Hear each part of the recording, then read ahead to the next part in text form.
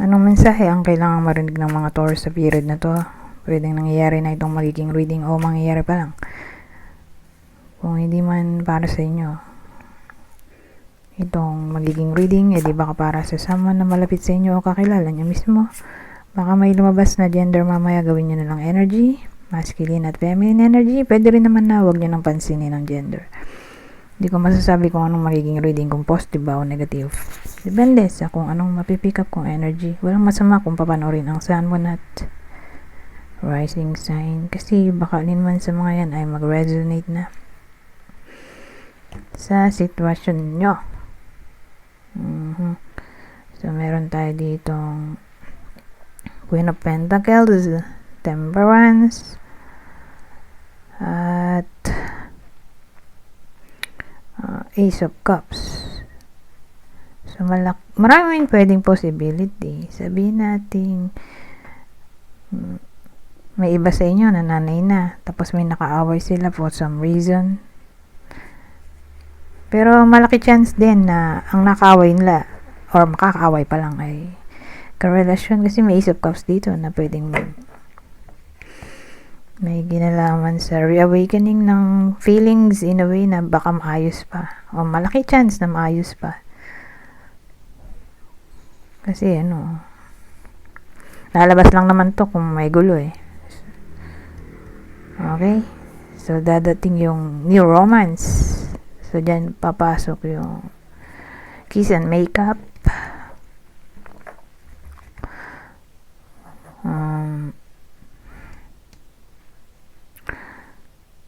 Or diretso pregnancy na siguro, or intimacy na lang siguro para mas sure. Okay, intimacy, love, or compassion. Yun yung una. Pangalawa,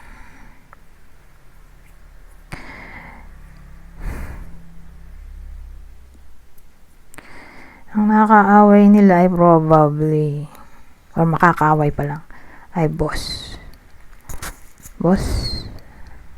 na babae or business woman, kung di ka relasyon to. So, ayun, magkakabati, tapos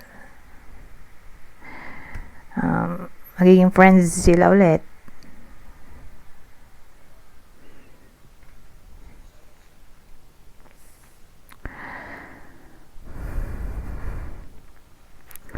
Ngayon,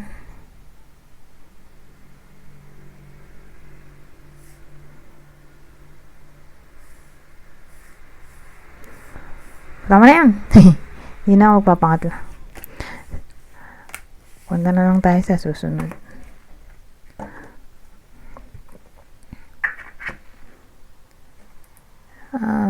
Ito. Pang masasabi nito.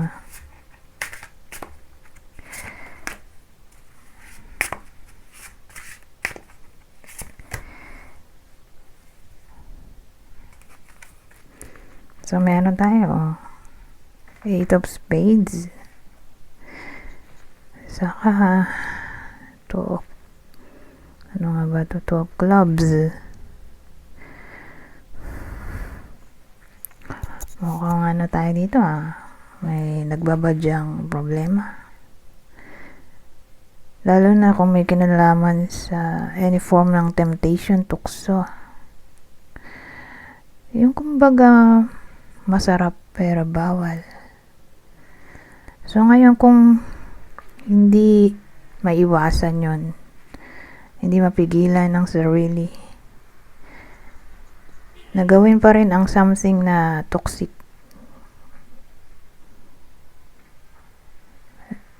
Magbibigay ng pleasure pero may toxicity at the same time. Mapapadanger nga yung buhay ng iba sa inyo, or sabihin natin magiging laman sila ng chismis sa period na to.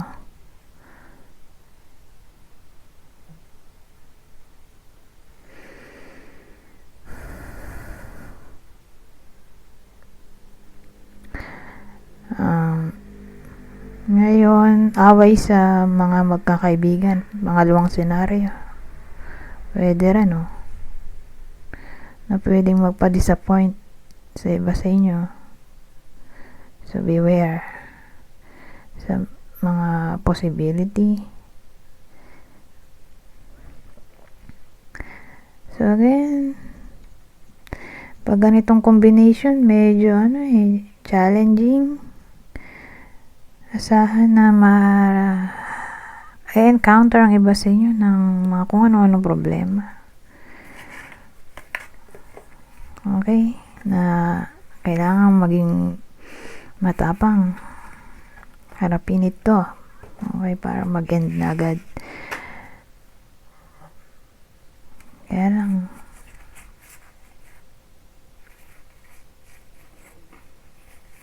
nasaan na yung kaninang card? 8 sa katuno. Dagdagan pa natin. Mahaba pa yung oras. 6 minutes pa lang. Nilipat na sana ako eh.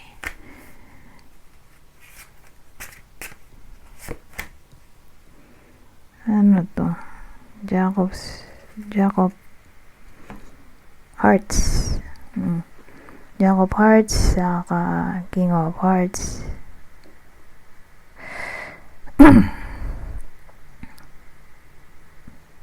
Ano to? So, ang dating sa akin sa period na to, may someone na magiging matured. Kasi may transition, no? From Jack to King. May transition ng feelings. So, from immaturity, naging matured. Whether kayo mismo to or may someone na, yun nga, may pagka-immature, mapapansin nyo. Sa period na to, magkakaroon ng improvement at magiging somewhat wise siya. Okay? Sa period na to,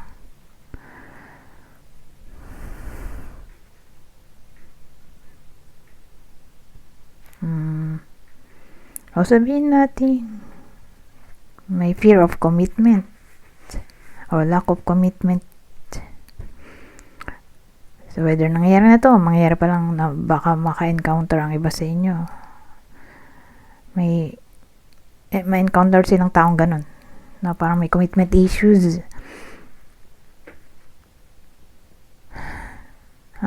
Yung taong yun magta-transition dito sa King of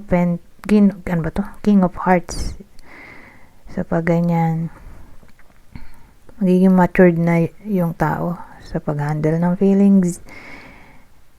Matatawa na siya, magbabago na for the better, magiging loving, caring,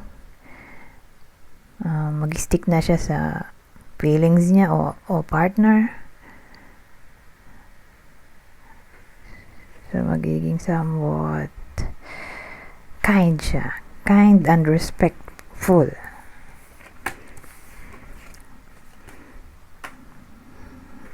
Ayan. Dito naman tayo sa dulo. Eto na. Ito na ang last card natin. O last deck.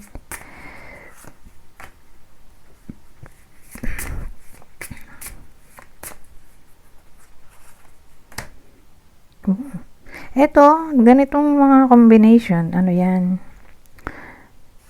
Sa pamamagitan ng witchcraft. So, pag nakita ko mukha siyang witchcraft. Yung spell, ritual, divination tools, crystals, candle, affirmation tools, subliminal music, yung mga ganun, mga chant. So, any form of magic. Kung baga makakatulong yun para ma-manifest itong prosperity na nais sa period na to. So, sasama din dyan yung dasal, syempre. Diba? Yung pananalig sa spirituality, sa religion. So, yan ang magbe-bring ng prosperity dito. Dagdagan pa natin.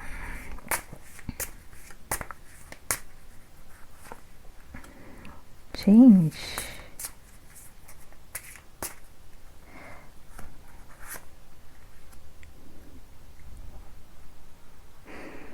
Ano, change flow.